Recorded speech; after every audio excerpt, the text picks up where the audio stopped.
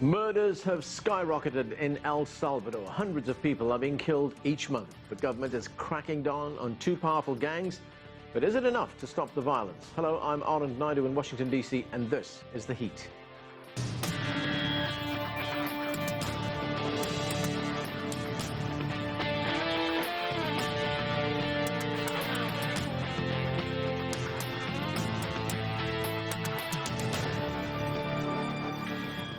El Salvador has one of the highest murder rates in the world, and the situation is only getting worse. According to the National Civil Police, there were 677 homicides in June. That's the highest monthly total since the end of the country's civil war in 1992. The violence has been linked to two powerful gangs, the Mara Salvatrucha, known as MS-13, and Barrio 18.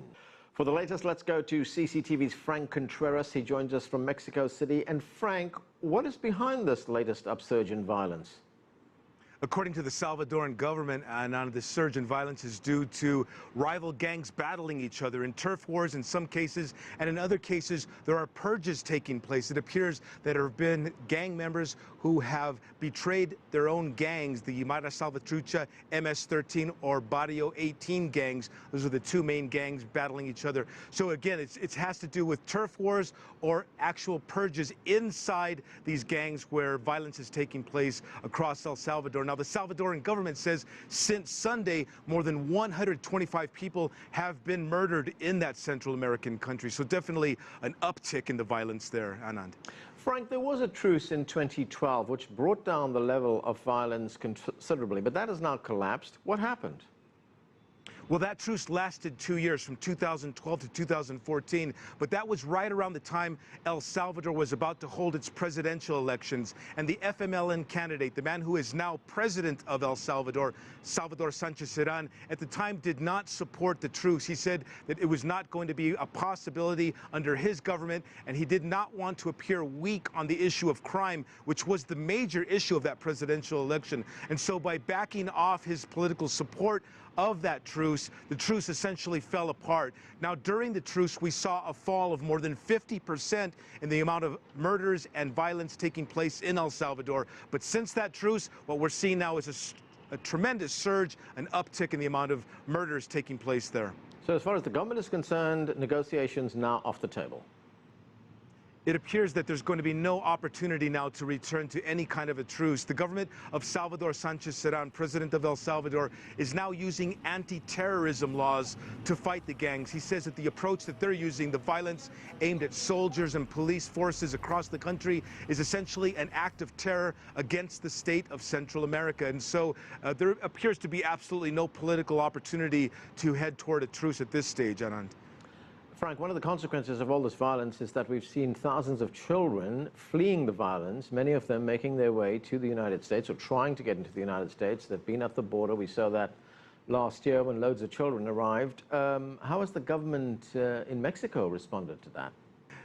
We see the Mexican government cracking down in the southern part of its own country, especially on the border with Guatemala, where many Salvadorans cross in. And so the Mexican government says it's doing what it can to protect these young migrants who are making their way across Mexico. But advocates for the migrants themselves say that no, in fact, they're deporting them back into a tremendous level of violence taking place inside El Salvador. Thanks, Frank. That's CCTV's Franc Contreras talking to us from Mexico City.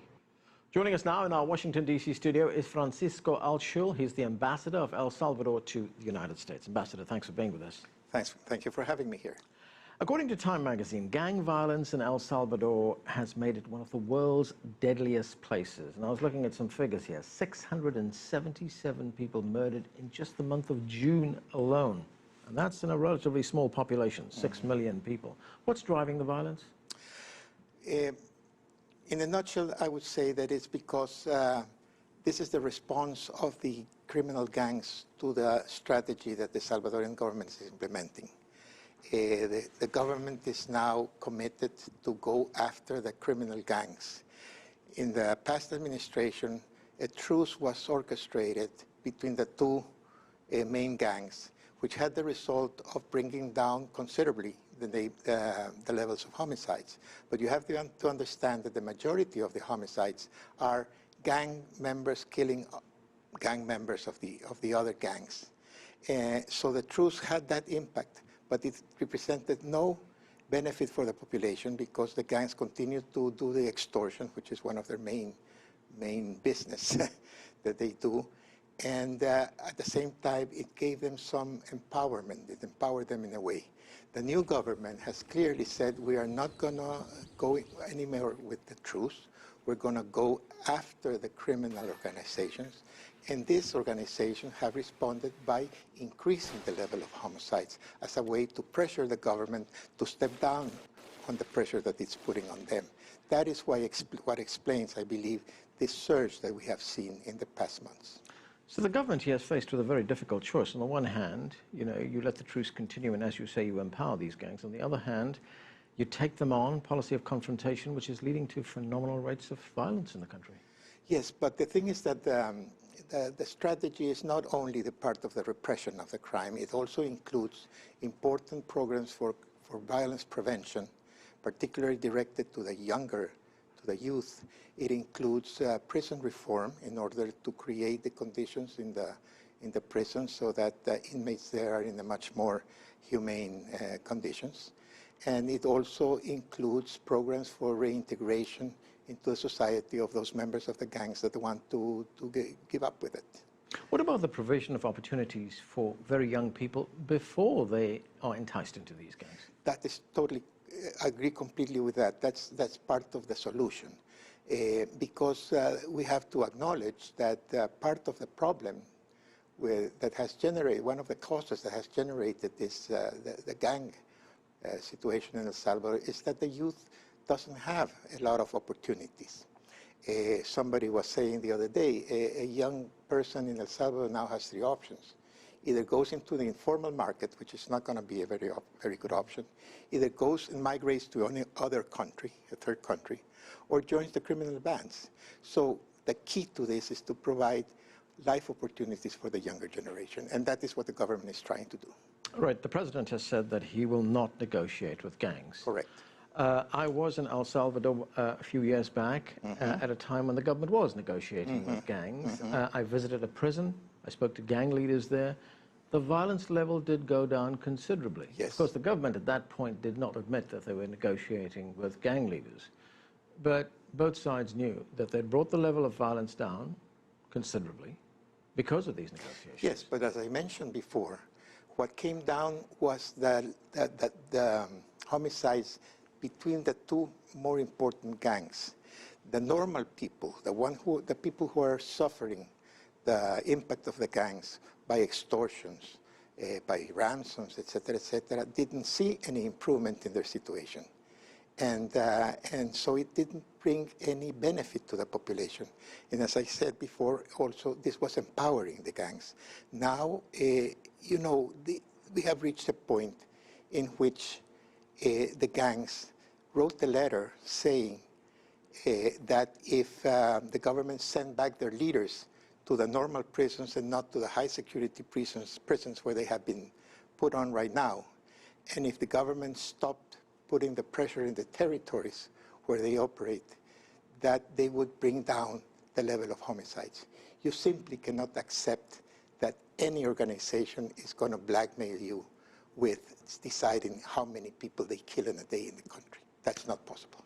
Right. Another development, another volatile issue in El Salvador. We're seeing plenty of reports about the level of police violence against gang members in prison.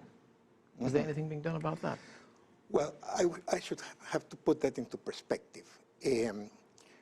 Obviously, in a situation like this, in which the gangs are going after the policemen in their during the holidays, during their time they go to spend time at their homes, they are going after them and killing them. The situation is very polarized. It's very tense. So, in that context, that there might some abuses be made, or some mistakes be made, I would say that that is possible. But what it is very clear is that the policy of the government is not to go after extrajudicial executions, as some people are claiming. I would have to say, yes, there have been mistakes and probably some abuses, but the policy is not that. Have people been held accountable for what's happened in prisons? There have been some police officers who have been captured. Some of them also who have been proved that they were linked to criminal organizations. So that is a constant process, yes. El Salvador, of course, is a small country, small in population, a developing country. What kind of help are you getting from outside the country? We know that the U.S. has entered the battle. It's imposed sanctions on at least 3 members of one of the gangs, the MS-13 gang. Gangs have been accused of human trafficking. Many of those people trafficked into neighboring countries. Gangs have been accused of drug running. Many of those drugs, of course, ending up in the United States as well. Are we going to see more U.S. involvement?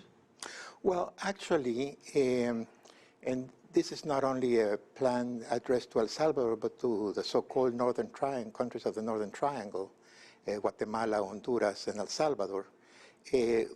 Our 3 countries have drafted a plan called Alliance for Prosperity for the Northern Triangle, which was our response to the crisis last summer of the unaccompanied children coming here to the southern border.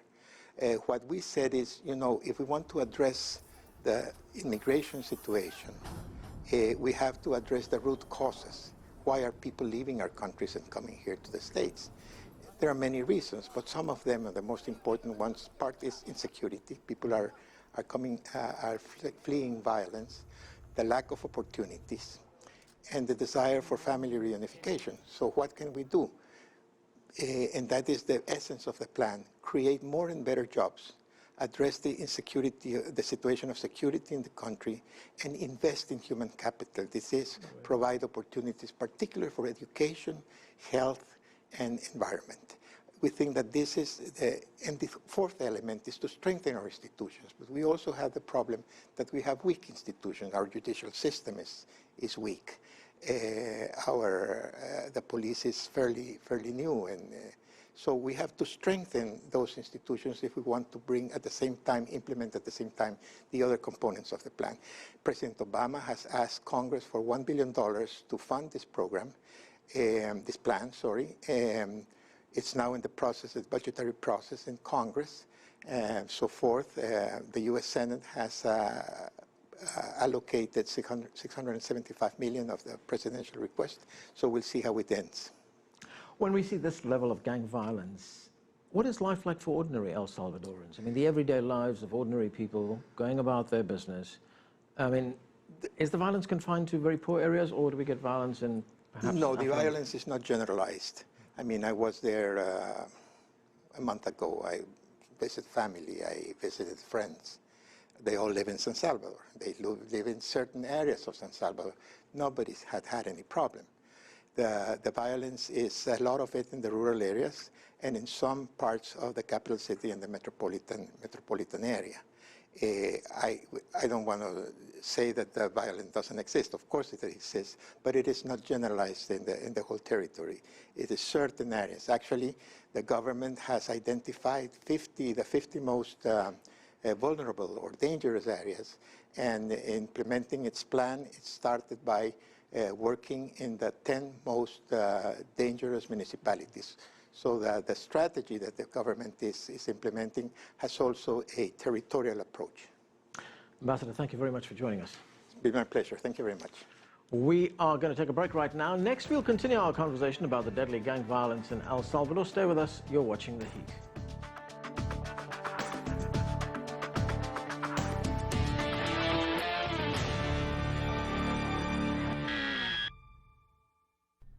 You can follow CCTV America across a wide range of platforms. Go to our website, cctv-america.com, for live streaming and up-to-the-hour reporting. As well as news, we have regular updates to our various programs.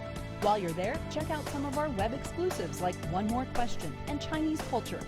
You can link to our Facebook, Twitter, YouTube, and Weibo platforms. So log on now and follow us at cctv-america.com. Full Frame is bigger and better than ever. We're now coming to you from New York City, from our studio in Times Square, with celebrity interviews and in-depth features. We're now taking you further from the East and West Coast. Let's take it full frame.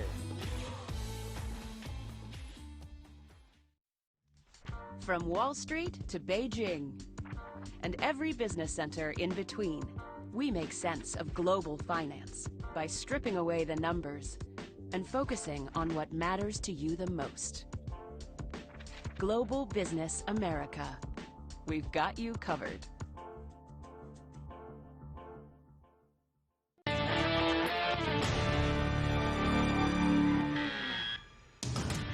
Welcome back to The Heat. We're discussing gang violence in El Salvador and a recent surge in homicides. Joining us now from Miami is Jose Miguel Cruz.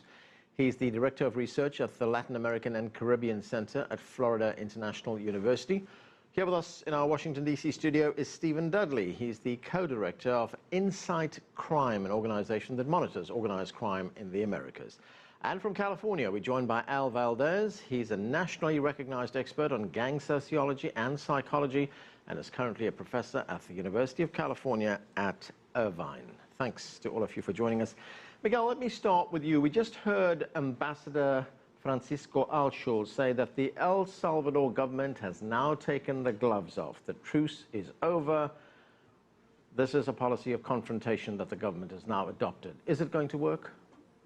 I don't think so. This is, I would say, a new version of the infamous mano dura plans that were implemented in the early 2000s. And I don't think this will work this time. There's nothing different other than even using more repression to deal with guns. So I don't have too much, expectations about this, and I think it's gonna get things even worse in the case of El Salvador. Stephen, your organization, Insight Crime, they looked at iron fist policies of Latin American countries. Now, in the case of El Salvador, we have very elite brigades which are being deployed against these gangs. The government clearly has decided that they're going to fight fire with fire.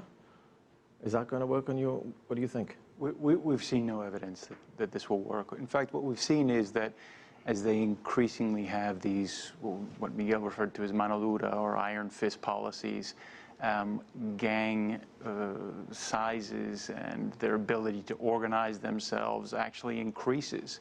We've seen them become more sophisticated rather than debilitated as these iron fist policies have been put into motion, especially as their leadership has been put into jail and they've been able to sort of even, sort of recreate structures and implement sort of more discipline and more sophisticated ways of making money, systematic ways of making money, mostly via extortion, but increasingly via drug trafficking activities. So we see no evidence that this sort of iron fist policy will work. Al, what do you think? Why is gang activity so prevalent in a country like El Salvador?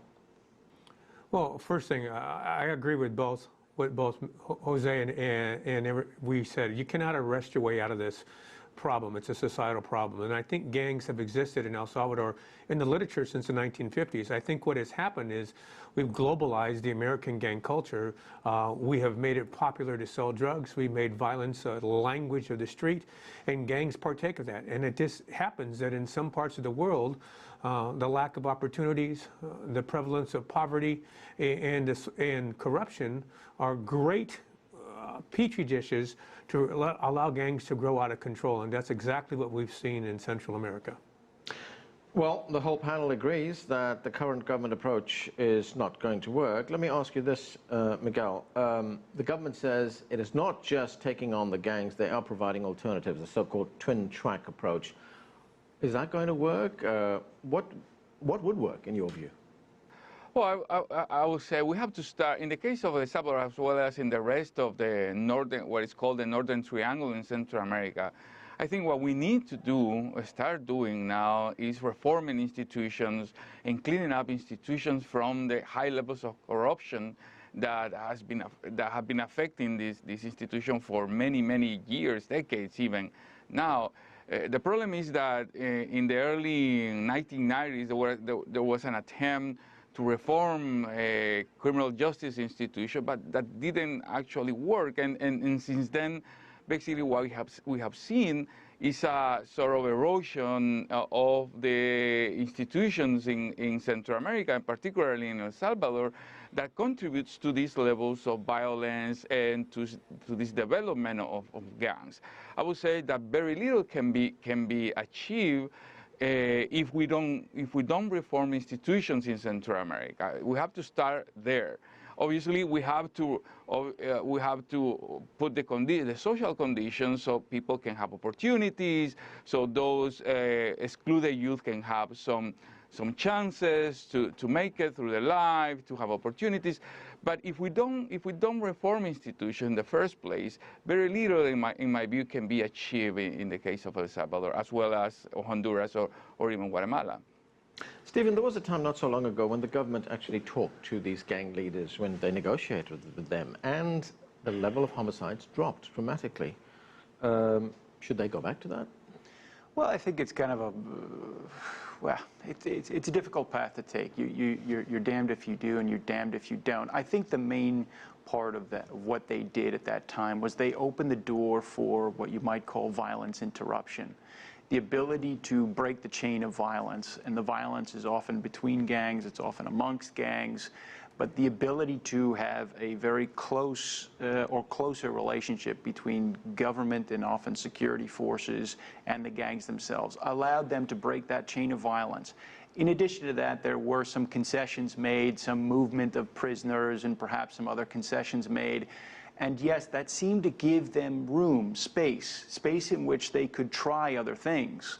The problem, as Miguel pointed out, was that they didn't really try anything. There wasn't really anything implemented. So we never saw the sort of back end of what was promised during that process. So, you know, the alternative is what we're seeing now. You know, this violence, which is reaching, you know, unprecedented levels, at least during this century, you know, in El Salvador, and making the country the most violent country in the world. So do you want that, or do you want to sort of take a step back, maybe get some breathing room and try some different possibilities?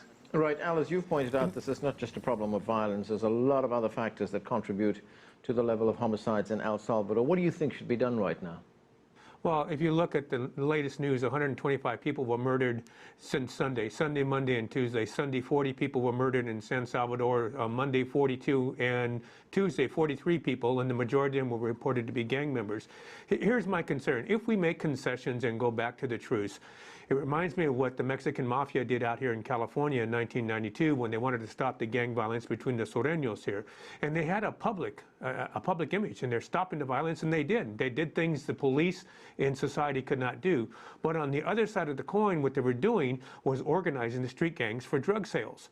And I'm afraid that if we go back to a truce and we make those concessions for the gangs in El Salvador, we're going to give them a power base. We already have cities in El Salvador right now where half the city is controlled by Barrio, 18 or 18th Street, and the other half is controlled by MS-13. Earlier this year, the LA Times reported that instead of the people calling the police or the local mayors, they called the local gang leaders to solve the problems. Mm-hmm. To make things work, I agree with Miguel. I think instead of sending Central America or the Northern Triangle millions of dollars for police work, we should send that money and give it to the USAID and help build infrastructures, provide jobs there, help build roads, build water systems, build electrical systems, build schools, provide jobs for the people that are there, and control the corruption. That will keep some of the motives for people from leaving those countries and traveling to North America, where we have opportunity and a fairly safe life. We have to control those and address those essential issues. I agree wholeheartedly, 100% with both other speakers. This is so complicated that it's going to require major policy changes, major revisions in policies, and a major way the U.S. distributes foreign aid to the Northern Triangle. Miguel, if we look at the... Yeah, go ahead, Miguel. Yeah, I just want to say, I agree with Al, but also, I mean, and I agree with the fact that actually what we're seeing now is in part the result of the truce to some extent, right? During the truce, the gangs basically expanded, they even strengthened, and they learned that they could even push the government to sit to a table and negotiate. So to some extent, this is a result of the truce. But on the other hand, we are in a situation now in which the gangs have so much control of the territory, so much, they are so entrenched in Salvadoran society that it's very hard to figure out a way to reduce violence without at some point considering, I'm not saying that we should negotiate with gangs, but at some point having to deal with these groups. I mean, at least to talk with these groups and sort of put together a plan that implies the mobilization of these groups. But obviously, I don't think because of experience, I don't think that we can see a reduction of violence just by using repressive measures or doing the same things we have done so far, meaning either truce in the way that was used or repression. So this is a very complex situation, and I think we need a sort of more comprehensive and innovative plan to deal with this crisis, in which, as I said at the beginning, the reform of the institutions is a key element. And I agree with you, and I'm not saying we should not talk to gangs at all.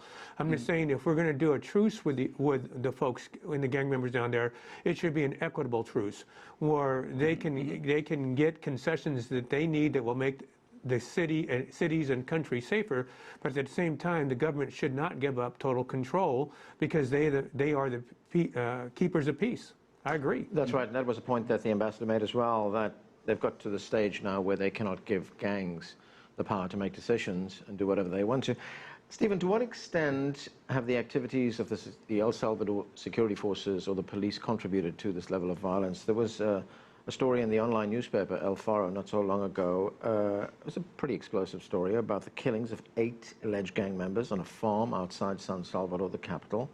The official story was that this was a police raid, there was a shootout, and these guys died. But reporters subsequently found out that a number of them appeared to have been executed, and one of them who was killed was not even a gang member. So is there widespread abuse? I think it's very difficult to quantify this at this stage. I think what we can say is that what we're seeing are, if not remnants, certainly ghosts of the pasts in the way in which the government is operating, or at least pieces of the government. And when I say ghosts of the past, I'm talking about portions of the police, and possibly the military, but certainly portions of the police that have taken a more radical stance and have decided that in certain circumstances they're going to take the situation into their own hands. They don't trust the judicial system anymore, they don't trust the penitentiary system anymore, and they're going to eliminate what they see as the enemy. And so what we're seeing is actual movement and actions by what you would call death squads. And these death squads are operational, and the death squads, in some cases, like I said, could be active police, might be retired police, might be civilians as well. So you're seeing different types of vigilante movements emerging, and that's very disturbing because that means that they too have lost faith in what are these broken institutions that Miguel referred to earlier. This is a very bad trend. We can't quantify it right now, but we can certainly say that it is rearing its ugly head. And that's where we have to leave it. Time has caught up with us. That is it for this edition of The Heat. I'd like to thank my guests for being with us. I'm Anand Naidu in Washington, D.C. Thanks for being with us.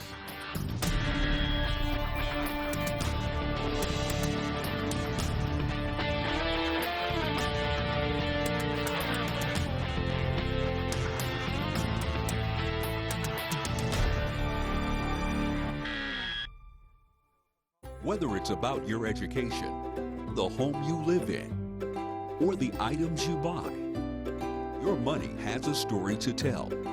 Because every business story is a human story. Global Business America. CCTV America is taking you further. We're keeping you up to date with all the latest news and current affairs across the globe from our news desk. We're simplifying business news by getting rid of the jargon and telling the stories relevant to you. The Heat is addressing the big issues of the day, providing a platform for strong-willed debate. And with more reporters in South and Central America than any other English language channel, America's Now brings you full access to the region. After a critically acclaimed first season, Full Frame is going in-depth with celebrities and finding out their chosen causes. Later in the year, we'll be breaking new ground as we bring you exclusive reports from Cuba, as well as the Arctic Circle. CCTV America, taking you further.